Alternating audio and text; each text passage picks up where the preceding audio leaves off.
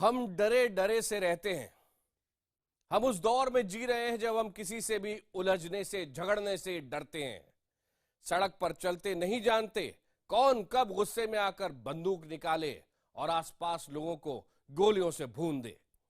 ये देश गुस्से की एक अजीब सी समर भूमि बन चुका है और उस समर भूमि को गैर कानूनी हथियारों की सप्लाई कर रहे हैं गिने चुने चेहरे। आज ऑपरेशन गन पॉइंट में देखिए एक विशेष इन्वेस्टिगेशन, एक ऑपरेशन जो उन लोगों का पर्दाफाश करेगा जो कहने को अंगूठा छाप हैं, लेकिन जिनके हाथ मौत के हथियार बनाने वाली हर तकनीक को जानते हैं। ये लोग धड़ल्ले से पिस्तौलें बनाते हैं, बंदूकें बनाते हैं। पहली बार कैमरे पर हम आपको दिखाएंगे ये फैक्ट्री। पहली बार आप देखेंगे ये चेहरे अब गोलियां यानी बुलेट भी बनाने लगे हैं। देश की सुरक्षा एजेंसियों के लिए खतरे की घंटी है। आइए देखिए हमारे संवाददाता इंद्रजीत राय की ये एक्सक्लूसिव इन्वेस्टिगेटिव रिपोर्ट जो तैयार हुई उत्तर प्रदेश के एक शहर में, जिस शहर के आसमान में घूम रहा था पुलिस का एक ड्रोन। उस ड्रोन को तलाश थी एक हथियार फैक्ट्री की। देखिए चौंकाने वाली पड़ताल ऑपरेशन गन पॉइंट जो दिखाएगा इंसान की जान की कीमत है सिर्फ 600 रुपए।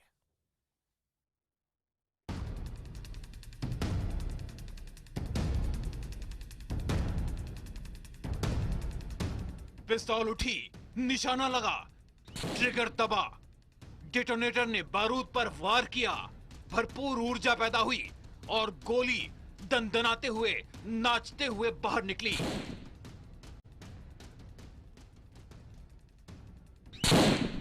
और बस यूं ही किसी का खून बह गया, कोई मारा गया, कोई जख्मी हुआ, किसी के घर का चिराग बुझ गया, कोई अनाथ हो गया, कोई विधवा, कोई बेसहारा हो गया। ऑपरेशन गन पॉइंट की नींव ऐसे ही अनगिनत अपराधों से लहूलुहान उत्तर प्रदेश में पड़ी। हमें पता चला कि लखनऊ से 119 किलोमीटर के फासले पर बसे एक शहर में हाई क्वालिटी के अवैध हथियार बनाए जा रहे हैं। इतना ही नहीं, हमें पुलिस के सूत्रों से यह भी पता चला कि सिर्फ हथियार ही नहीं, इस इलाके में कहीं गोलियां भी तैयार की जा रही हैं। ये हथियार सस्ते किस्म के नहीं थे, नहीं गोलियां, लेकिन ऐसे हथियारों की खेप तैयार करने के लिए तो कोई फैक्ट्री होनी चाहिए। आखिर कहां थी ये फैक्ट्री? यूपी पुलिस की फाइलों में दर्ज है ये शहर, नाम गोंडा। करीब 35 लाख की आबादी वाला जिला गोंडा। हमारे संवाददाता इंद्रजीत राय दिल्ली से लखनऊ और फिर लखनऊ से गोंडा जा पहुंचे। पुलिस सूत्रों ने मदद की। हमें बताया गया कि गन मेकर गोंडा के देहाती इलाके में किसी पुराने मकान से अपना कारखाना चला रहा है, लेकिन 3404 वर्ग किलोमीटर इलाके में फैले गोंडा में आखिर कहां? हमारे पास खबर आई कि गोंडा पुलिस इस फैक्ट्री की तलाश में हवाई गश्त का भी इंतजाम कर रही है। जी हां, हवाई गश्त, हेलीकॉप्टर नहीं बल्कि हवा में घूमती तीसरी आंख। गोंडा पुलिस हथियारों की इस फैक्ट्री की तलाश लखनऊ से मंगाए गए ड्रोन से कर रही थी। एक घनी बस्ती के आसपास दिन के कई घंटे इस ड्रोन का पहरा रहता। उसमें लगा हाई डेफिनेशन कैमरा पूरे इलाके के एक एक इंच की तस्वीरें खींचता रहता। वहीं से मिला हमें ऑपरेशन गन पॉइंट का पहला सुराग। हमारे संवाददाता इंद्रजीत राय और कैमरामैन करम सिंह भटकते भटकते एक पुराने मकान के पास पहुंचे। उस अधबने मकान के बाहर सन्नाटा पसरा था। कोई हलचल नहीं थी, कोई दरवाजा भी नहीं था, कोई रोक टोक नहीं थी। हम थोड़ा सकुचाते हुए भीतर दाखिल हो गए। उसी वक्त हम ठिठक गए। हमारी नजरों के सामने थे कारतूस, कारतूसों का बाजार। कुछ जिंदा तो कुछ मरे हुए यानी फूके हुए, और सामने बैठा गेहुए रंग का एक इंसान। वो इंसान हमें देखकर चौंका और उसने अपना सामान समेटना शुरू कर दिया। उसी वक्त हमारे कैमरे की नजर पड़ी पीछे रखी बंदूकों पर और फिर नीचे रखे मौत के सामान पर। हमने उससे पूछा उसके काम और इस हुनर के बारे में, एक ऐसा हुनर जो ना जाने कितनों को मौत की नींद में सुलाने का जरिया बन चुका है। अरे तो जी मरने के लिए इस्तेमाल होता है, फिर भी आप बनाते हैं, ऐसा क्यों? ये कभी दिमाग में नहीं आया कि आप भी एक परिवार है, जैसा कि मैं देख रहा हूँ आपके लोग हैं, आपके यहाँ पे बच्चे हैं, तो ये भी तो किसी की हत्या की जाती होगी इससे। ये बात कभी दिमाग में आई? नहीं। इससे आपको कोई फर्क नहीं पड़ता?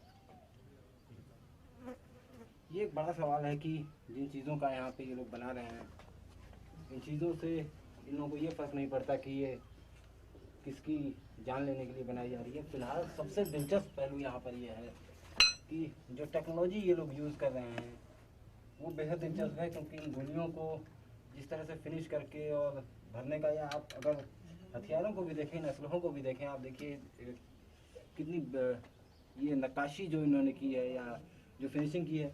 ये बताइए, ये जो नक्काशी और ये फिनिशिंग की है, ये आपने कैसे की है? ब्लेंडर से। अच्छा, ये जो मशीन आपके पास है इसके ज़रिए आपने की है? हाँ, इसी है। तो ये फिनिशिंग एकदम इसी तरह की हो जाती है जब आप नया बनाते हैं? इसी तरह। बेहद दिलचस्प है। शायद कोई बड़ा से बड़ा कारीगर भी इस तरह के उत्पादों को शायद न बना पाए जिस तरीके से इन लोगों ने बनाया। इसमें बाकायदा नक्काशी की गई है। ये एक, जैसा कि थोड़ी देर पहले बताया था, आपके अलावा कौन ये सब काम करता है? आपके अलावा भी लोग इस इलाके में या बाहर काम करते होंगे? ना, हमें नहीं याद है। नाम नहीं याद। ये शायद बताना नहीं चाहते, लेकिन एक प्रतिस्पर्धा का बाजार है जहाँ पे अपने उत्पादों को दूसरी जगह जो ये हथियार बनते हैं उन उत्पादों से बेहतर करने की कोशिश है। नक्काशी वगैरह का भी इस्तेमाल किया गया है। जिस तरीके के ये मेटल्स का इसमें इस्तेमाल हुआ है, जिस तरीके की क्वालिटी है, काफ़ी अच्छी देखने में लग रही है। कि इन लोगों ने यहाँ पे वेपन लगा रखे हैं, बेहद उन्नत किस्म के नज़र आते हैं। और जो कारीगरी है वो एक तरह से कह सकते हैं छोटे इलाकों में ये आविष्कार ही कहा जाएगा। और ये नाल कहाँ से लाते हैं आप? नाल हर एक दुकान मोटरसाइकिल। ये मोटरसाइकिल के हिस्सों में इस्तेमाल की जाने वाली ये नाल है, जिसका इस्तेमाल ये लोग इस तरीके के वेपन बनाने में करते हैं। बेहद ये, लेकिन ये आपको मिलती कहाँ से थी? ये नाल कहाँ से मिलती थी? दुकान से। क्या कह के लाते थे दुकान? मोटरसाइकिल दुकान।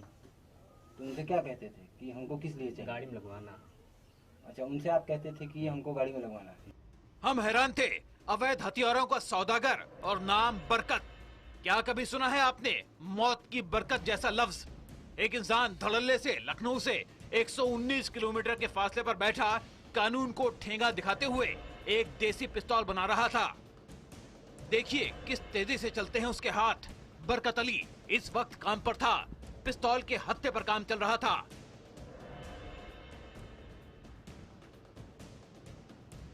वो अहम हिस्सा जिसे पकड़कर आप निशाना साधते हैं और गोली चलाते हैं। लकड़ी से बनाया जा रहा था ये पिस्तौल का हत्था और लोहे की मोटी रॉड से बन चुकी थी इस पिस्तौल की नाल। सिर्फ पिस्तौल की नाल ही नहीं, ट्रिगर और चैम्बर बनाने में भी बरकत अली को जैसे बरकत हासिल है। हमारे होश उड़े हुए थे। पहली बार हम अपने दर्शकों को दिखा रहे हैं कैमरे पर मौत का ऐसा अवैध हथियार बनाते हुए। अब बारी थी बड़ी बंदूक की। जी हाँ, एक ऐसी बंदूक जिसे देखकर लोग डरें, खौफ का नया साम्राज्य कायम कर दे जो बंदूक। वो बंदूक भी इस बरकत अली के हाथों का ही कमाल था। आखिर कैसे इतनी सफाई से पिस्तौल या बंदूक दोनों बना दिए जा रहे हैं? इनकी सबसे जो बेहतरीन टेक्निक है वो ये बुलेट है। इस बुलेट का जो पीछे वाला पार्ट है, जब ये फायर हो जाता है तो ये लोग इसको, ये आप देख सकते हैं, ये फायर बुलेट है। उसके बाद ये लोग इसको बड़ी ही बारीकी से इन्होंने इसको ये तैयार किया है। ये आमतौर पे ये कोई नहीं कह सकता कि इस तरह की छोटी फैक्ट्रियों में या इस तरह के लोग जो इस छोटे शहरों में हथियारों का काम कर रहे हैं वो लोग इसे कर पाते होंगे। और ये सामने से ये देखिए, ये बुलेट फायर है, लेकिन पीछे से ये पूरी तरह इसको फिनिश किया गया है। इसी तरह ये छोटे इक्विपमेंट्स, बुलेट के पीछे जो फायर वाला हिस्सा है वो इन लोगों ने, ये देखिए, और इसकी जगह जो इसका रिप्लेसमेंट है इसमें चेंज करने वाला वो ये है। ये लोग बुलेट में इस्तेमाल करते थे। इसके अलावा बारूद कौन सा इस्तेमाल करते थे? बारूद दिखाइए। बारूद दिखाइए। वो वाला वो डिब्बा में। हाँ, एक अंदर 16 लाकर पीस बनाई ली है। ये एक बारूद है, इसको समझने की कोशिश करते हैं किस तरह का बारूद है। गोंडा शहर के एक गुमनाम से टूटे फूटे मकान में मौजूद था IPL 7 का कैमरा और उस पर दिख रही थी खून बहाने वाले हथियारों की ऐसी अवैध मेकिंग। अवैध हथियारों का बाजार भारत में बहुत बड़ा है। कहा जाता है कि भारत में जितने लाइसेंसी हथियार हैं उससे 400 गुना ज्यादा तक गैर लाइसेंसी, गैर कानूनी देसी हथियार मौजूद हैं। जरा सोचिए, अपराधियों के लिए स्वर्ग से क्या कम है ये पिस्तौल मेकर। छोटी देसी पिस्तौल सिर्फ 3,500 रुपए में। वहीं अगर आप सरकारी रिवॉल्वर खरीदना चाहते हैं सरकारी दुकान से लाइसेंस के साथ, तो वो मिलती है 65,000 से लेकर 2.5 लाख रुपए में। वहीं बरकत अली की बड़ी बंदूक यहाँ मेड इन गोंडा स्टोर में सिर्फ 5,000 रुपए में मिलेगी। वहीं आप सरकारी हथियार स्टोर से ऐसे बंदूक के चुकाएंगे 50,000 रुपए। लेकिन एक हथियार लाइसेंस के बिना अवैध, गैर कानूनी, किसी का भी खून बहाने में सक्षम। वहीं दूसरा हथियार लाइसेंस शुदा, लाइसेंस के साथ अपनी सुरक्षा की खातिर। गैर कानूनी हथियारों का ये बाजार दिन दूनी रात चौगनी रफ्तार से बढ़ रहा है, लेकिन हथियारों की ये खेप बारूद के बिना अधूरी है। हम हैरान थे, इस गन फैक्ट्री में गोलियों की भी सेल लगी थी। अमूमन गांव देहात में देसी हथियार तो बनते हैं, लेकिन गोलियों को बनाने की महारत उन लोगों में नहीं होती। गोली यानी बुलेट को बनाने में खासा जोखिम है, उसमें बारूद भरना पड़ता है, वो भी दबाव के साथ। तो फिर आखिर यहाँ इतनी सारी गोलियां क्या कर रही थी? कुछ जिंदा थी तो कुछ फूके हुए कारतूस थे। क्या फूके हुए कारतूसों को यहाँ नया जन्म दिया जा रहा था? खुद ही देखिए। ये तस्वीर थी उस उत्तर प्रदेश की जिसे कभी कभी कोशिश की जाती है उत्तम प्रदेश बताने की, लेकिन ये देखिए कि उत्तर प्रदेश कैसे गणतंत्र का अड्डा बन चुका है। देखते हैं इस राज्य में वो कौन कौन से इलाके हैं जहां खबरों के मुताबिक देसी हथियारों के ठिकाने हैं। इस लिस्ट में पहला नाम आता है मुजफ्फरनगर का, जो अपराध के लिए उत्तर प्रदेश भर में बदनाम है, और इसके बाद हापुड़ जिले का पिलखुआ का। अवैध हथियार फैक्ट्री की लिस्ट में तीसरा नाम है गाजियाबाद के डासना का, यानी देश की राजधानी के बहुत करीब। चौथी बदनाम जगह है शामली, यह भी अवैध असलहों के लिए मशहूर है। इसके अलावा मेरठ, जी हां, दिल्ली से सिर्फ 65 किलोमीटर दूर मेरठ भी बन चुका है अवैध हथियार फैक्ट्री का गढ़। उसके बाद एक और बड़ा शहर बुलंदशहर, यह शहर भी अपने अवैध हथियारों के लिए बदनाम हो चुका है। अवैध असलहे की फैक्ट्री वाली लिस्ट में एक चौंकाने वाला नाम है श्री कृष्ण की नगरी मथुरा का। इसके अलावा आजमगढ़ लंबे समय से अवैध हथियारों के अड्डे के रूप में जाना जाता है। वही आजमगढ़ जहां आतंकवाद से जुड़े मामलों में कई बार छापे पड़ चुके हैं। हथियार तैयार करने वाली फैक्ट्री की लिस्ट में बिहार के पास बलिया का नाम भी है। यूपी का बस्ती जिला गलत तरीके से असलहे तैयार करने के लिए बदनाम है, और नाम आता है फर्रुखाबाद का भी। फर्रुखाबाद के आसपास भी अवैध हथियार तैयार होते हैं, लेकिन इस लिस्ट में सबसे चौंकाने वाला नाम है इटावा। जी हां, वो इलाका जो मुलायम सिंह यादव और मुख्यमंत्री अखिलेश यादव का गढ़ है, वहां भी अवैध तरीके से हथियारों की फैक्ट्री चलती है। इसके अलावा एटा में भी हथियार फैक्ट्री का खुलासा हुआ है। आपको बता दें कि एटा पूरे उत्तर प्रदेश में अपने अपराधों के लिए बदनाम है।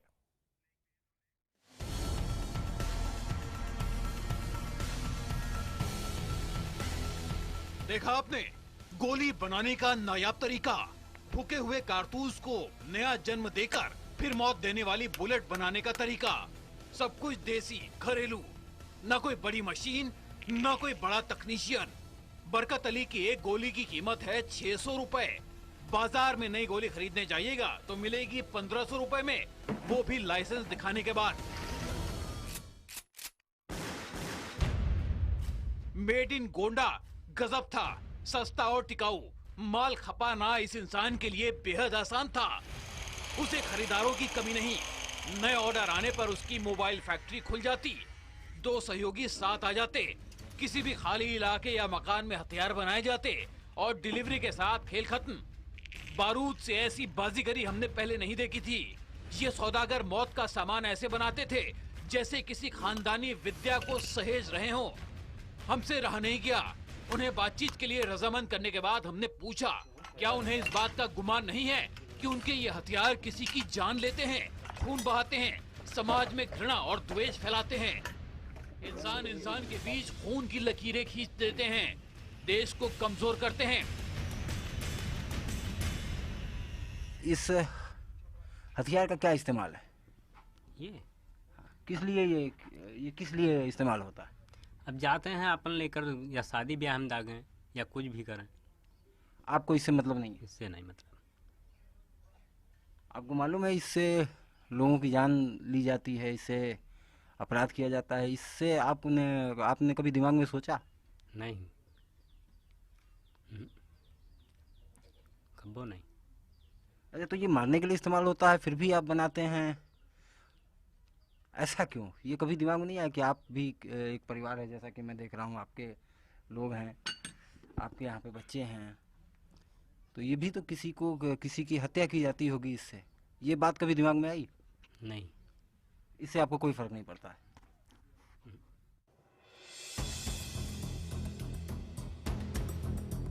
आंकड़े वाकई में उत्तर प्रदेश के अपराध प्रदेश बनने की कहानी बताते हैं। हमारा दिमाग मेड इन गोंडा की ये शक्ल देखकर भारी हो उठा था। गैर कानूनी हथियारों का ऐसा मोबाइल कारखाना, ऐसी कारस्तानी, ऐसा हुनर, ऐसे आविष्कार जो सिर्फ खून की होली खेलते हैं। देसी पिस्तौलें, बंदूक और गोलियों का पूरा बाजार सजा हुआ है। हम उठे और अवैध हथियारों की उस अवैध फैक्ट्री से बाहर निकल गए, ये सोचते हुए कि आखिर एक इंसान अपने दो साथियों के साथ मिलकर एक प्रदेश में खून बहाने वाले गैर कानूनी हथियारों का बड़ा निर्माता कैसे बन बैठा। क्या कानून और प्रशासन को वाकई उसकी कोई जानकारी नहीं रही, या फिर सबके सब आंख मूंदे सोते रहे। यही सोचते हुए कुछ वक्त गुजर गया।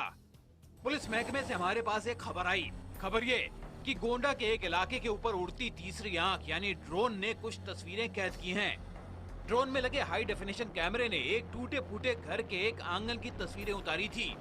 हमारे दिमाग में कौन था, कहीं ये वही तो घर नहीं है जहां हम मिले थे गन मेकर बरकत अली से। ये तस्वीरें पुलिस अधिकारियों के कंट्रोल रूम में सीधी भेजी जा रही थी। पुलिस ने निगरानी बढ़ा रखी थी और अब वो उस घर पर छापा मारने की तैयारी में थी। हमारी कैमरा टीम दोबारा वहां पहुंची। हमने देखा पुलिस की गाड़ियों का काफिला। रेड पड़ चुकी थी। ये वही मकान था जहां बरकत अली का कारोबार फैला था, जहां वो मौत का सामान बनाकर अपराध की काली दुनिया को सप्लाई कर रहा था। इस बार वो भाग नहीं पाया, पकड़ा गया। पुलिस भी उसके पास मिले सामान को देखकर हैरान थी। बरकत अली अपने दो साथियों समेत गिरफ्तार कर लिया गया। ऑपरेशन गन पॉइंट पूरा हो चुका था। मौके से पुलिस को 3 बड़े हथियार, 4 छोटे हथियार, हथियार बनाने वाली मशीनें, 160 जिंदा कारतूस, 700 ट्रिगर पॉइंट, 238 इस्तेमाल किए गए ट्रिगर पॉइंट, हत्था बनाने वाली लकड़ी, बंदूक की नाल, बारूद, छर्रे और बंदूक बनाने वाला कच्चा माल मिला। इसके बाद पुलिस बरकत अली और उसके गैंग को लेकर मीडिया के सामने पेश हुई।